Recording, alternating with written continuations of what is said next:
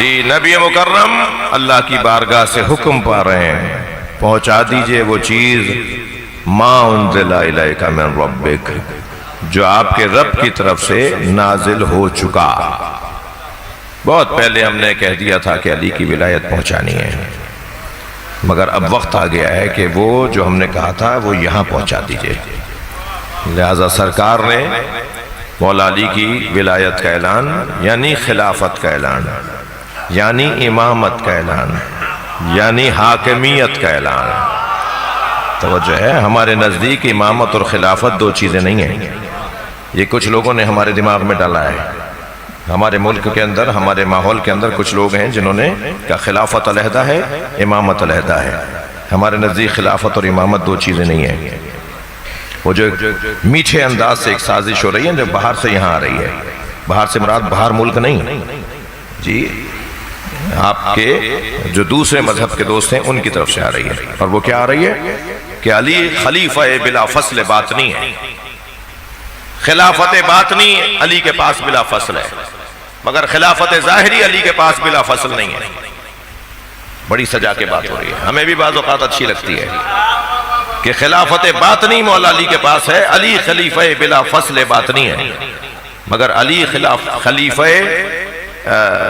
ज़ाहिरी तौर पर अली खलीफा चाहरू में नहीं। अज़ीज़ा नहीं कराएंगे हमारे नजर। अच्छा, फिर दूसरी सजा के बाद क्या होती है? एक तो ये सजा के बात होती है, दूसरी सजा के बाद ये होती है कि मौला अली इमाम है, मौला अली इमाम पहले हैं मगर खलीफा चौथे हैं। कितनी सजी हुई हम मान लेते हैं। हम शियों की तो सादगी पर कुर्बान, हम तो इतनी जल्दी बहुत सारी बातें मान लेते हैं। अगर किसी के घर पे अलम लगा हुआ हो तो हम उसके सारे गुनाह माफ कर देते हैं। सादगी की तो हदें हैं ना हमारे यहाँ।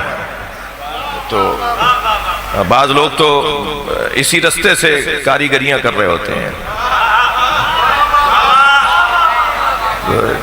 जैसे इलेक्शन करीब आएंगे ना, अब इलेक्शन नहीं है ना, तो कितने सियासतदान आए मजलिस में?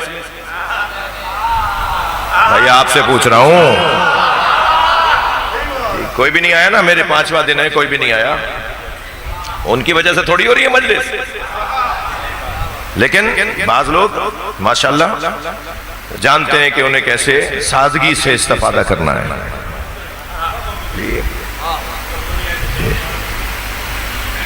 तवज्जो कर लिया आपने?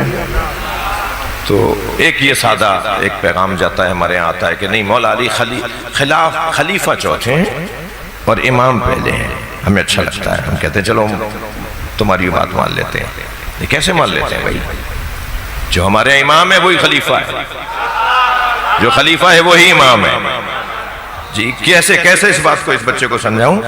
अल्लाह की निस्बत वो खलीफा है, हमारी निस्बत इमाम है। अल्लाह की निस्बत इमाम थोड़ी है। जब अल्लाह ने हमारा इमाम बनाया और अपना खलीफा बनाया,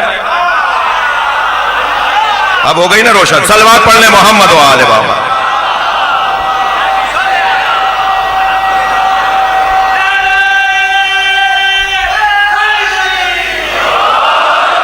अल्लाह की निस्बत वो खलीफा है, हमारी निस्बत वो इमाम है, मगर वही जो अल्लाह की निस्बत खलीफा है वही हमारा इमाम है। तवज्जो कर लिया आपने? और फिर भाई बहुत वाज़ेह बात है, शायद पाकिस्तान में 5-6 और उंगलियों पे गिने हुए लोग होंगे जो वहदत की और इत्तेहाद की बात करने वालों में एक नाम इस हकीर फकीर का भी होगा। ये अपनी जगह बात, मगर अकायद का दिफा अपनी जगह। अपने अकायद की तर्जुमानी और अपने अकायद की तबीन, तर्जुमानी का तो मैं दावा नहीं कर सकता, तबीन बयान का तो दावा कर सकता हूँ। ये इस वक्त कर ही रहा हूँ ना मैं। अपने अकायद को बयान करने का तो मैं कोशिश करने वालों में शुमार किया जाऊंगा ना। ठीक है, सरकार दो जहां की महफिल लगी हुई है, सरकार की अंजुमन में असहाब तशरीफ फरमा है। अचानक सामने से मौला अली की आमद हुई। उस महफिल के अंदर एक मुअम्मर और ज़ईफुल उम्र और वजाहत शख्सियत भी तशरीफ फरमा है कि मौला को आते हुए देखा उन्होंने तो आवाज देकर कहा, अस्सलामु अलैका या राबिअल खुलफा, अस्सलामु अलैका या राबिअल खुलफा, ए चौथे खलीफा तुम पे सलाम। मौला अली ने उन्हें देखा, नबी को देख के फरमाया, या रसूलल्लाह, मैं हजरत के बारे में जानना चाहता हूं कि कौन है।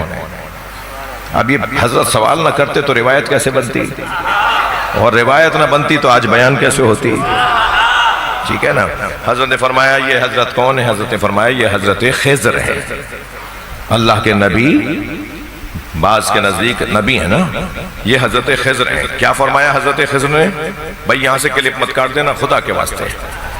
मेरी बात पूरी होगी तो आप बात रिवायत पूरी सुनेंगे ना भाई जी। कहिए अल्लाह के नबी खिज़र हैं, और क्या कहा उन्होंने? अस्सलामु अलैका या राबिअल खुलफा, ए चौथे खलीफा तुम पर सलाम।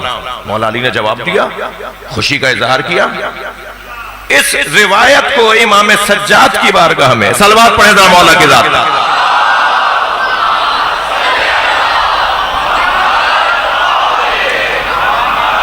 इस रिवायत को इमाम सज्जाद की बारगाह में एक चाहने वाले ने पेश किया। मौला, मैंने सुना है कि अमीरुल मोमिनीन को चौथा खलीफा कह के नबी के जमाने में मुखातिब किया गया। मेरे मौला सज्जाद ने फरमाया, ला रहे मेरे जद अली चौथे खलीफा हैं। उन्होंने कहा, मौला हम समझना चाहते हैं कैसे चौथे खलीफा हैं। हजरत ने फरमाया, तुमने कुरान नहीं पढ़ा? अल्लाह ने कुरान में सबसे पहला खलीफा आदम को बनाया।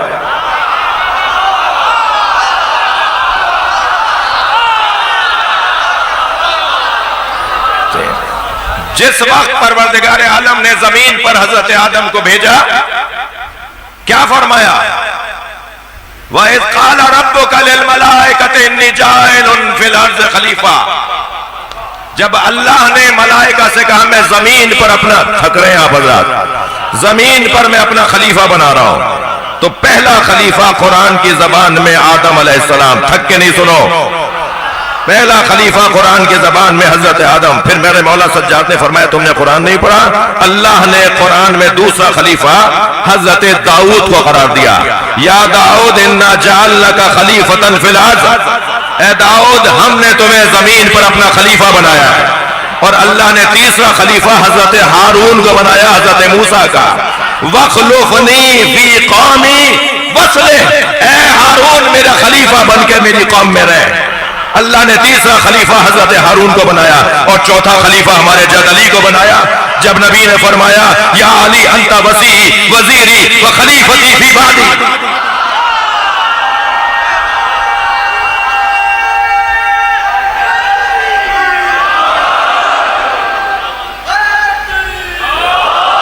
चौथा खलीफा मेरे जद अली को हमारे नबी ने, हमारे जद नबी ने बनाया। तवज्जो चाहूंगा, मैं एक जुमला कहकर मंजिल बदल रहा हूं।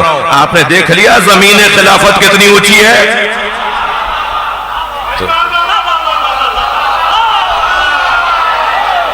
आपने देख लिया मकाम खिलाफत कितना ऊंचा है जी। अली अल्लाह की तरफ से बनाए गए चौथे खलीफा हैं। सलवात पढ़ने मोहम्मद व आले मोहम्मद। और बुलंद सलवात मौला की जात पर।